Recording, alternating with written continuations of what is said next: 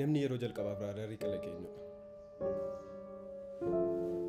Namichi yeroo jalqabaaf raadaarii kalaqee Filiyoo Taayilariidha.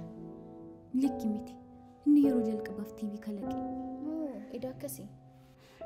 Ani kan isin gaafadhe namicha yeroo jalqabaaf raadaarii kalaqee jedhe. TVdhaaf raadaarii maaltu walitti fide? Maaliin maal walitti fide waliin oofta?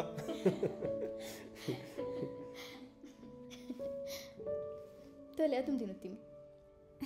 Eeyyee nuti hin beeknu ati nutti himi. Durumayyuu gaaffiin gaafadhu baay'ee ulfaataadha.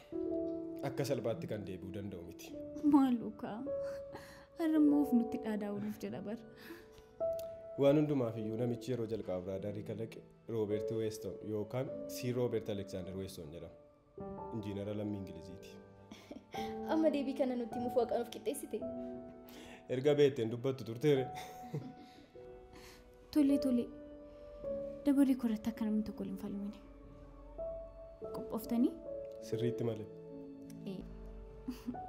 Sababa arrabni isaa afaan isaa gadi walitti buufe bineensi arraba baasuu hin dandeenye. Roobi?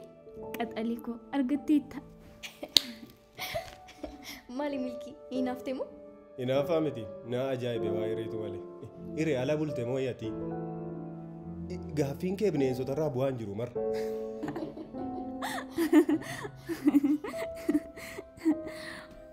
Amma isa dhiisitii jiituun itti fufi.